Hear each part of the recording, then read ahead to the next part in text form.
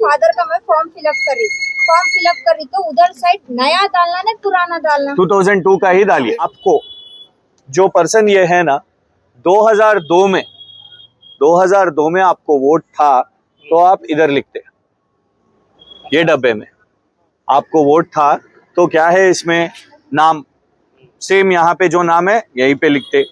जो 2002 में आपका वोटर आईडी कार्ड था वो उसका नंबर यहाँ पे लिखते।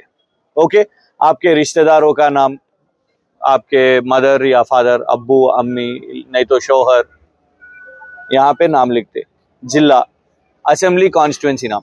अब अगर 2002 में, अभी आपका उम्र क्या है, जोर से बोलो, 28 है। 2002 में आपको वोट नहीं था तो उसका मतलब क्या है, आप यहाँ पे नहीं लिख सकते। तब क्या करना है, इधर आपके अब्बू को 2002 में वोट था तो उनका नाम यहाँ पे लिखना। आप वोट है हमारे शहर का, हाँ यहाँ बनाए सो है, हाँ। वो इधर के ही थे क्या? हाँ यहाँ कुछ है। कब से नहीं? 20-25 साल से आपने दोनों मिलके 20-25 साल में इधर आए, वो भी इधर के नहीं है। ఓకే, నీది ఉంది కదా మంచిది, ఉంది మంచిదే మరి అమ్మా, నీ నింపు, నీ పేరు మీద వాళ్ళిద్దరికి ఇప్పిద్దాం, అర్థమైంది కదా? నువ్వు ఇక్కడనే ఉంటావు కాబట్టి నీ పేరు మీద ఇప్పుడు, నువ్వు ఎప్పటి నుంచి ఇక్కడనే పుట్టి పెరిగింది మొత్తం అయితే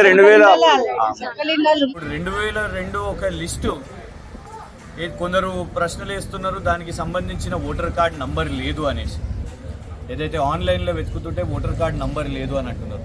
ఇంకొకటేమో గతంలో చాలా తప్పిదాలు జరిగినాయి ఓటర్ కార్డులలో, అప్పుడు ఎన్నికల కమిషన్ చేసిన ఏదైతే మరి తప్పిదాలు ఉన్నాయో, పేర్ల మిస్టేక్స్ ఉన్నాయి, ఆ పేర్ల మిస్టేక్స్ మరి అవే కొనసాగించాలన్నా, ఇవన్నీ అనుమానాలు పెద్దెత్తున ఇక్కడ ఉన్నాయి. బిఎల్ఏలు కూడా ఇప్పటి వరకు మరి ఏదైతే వాళ్ళ బూత్ లెవెల్ ఆఫీసర్లు పూర్తిగా సక్రమంగా కింది స్థాయి వరకు వెళ్తలేరు. కాంగ్రెస్ ప్రభుత్వం గతంలో ఇలాగే వాళ్ళు మీద కులగణన చేసారు, చాలా కాలనీలకి వెళ్ళలేదు, చాలా బస్తీలకి వెళ్ళలేదు, చాలా మంది ఇంటికి వెళ్ళలేదు, మీద కులగణన చేసేసి ఇది అయిపోయింది అని ఆ రాహుల్ గాంధీ గారు జబ్బలు దర్చుకున్నాం. సేమ్ అట్లనే ఇవాళ ఇది కూడా జరుగుతుందా అని వాళ్ళ ఆందోళన ఉన్నది. ఇవాళ ప్రతిపక్ష పార్టీగా మరి ప్రతి ఒక్కళ్ళకు కూడా ఇక్కడ ఓటు హక్కు ఉండాలి, వాళ్ళ ఓటు హక్కు వినియోగించుకోవాలి.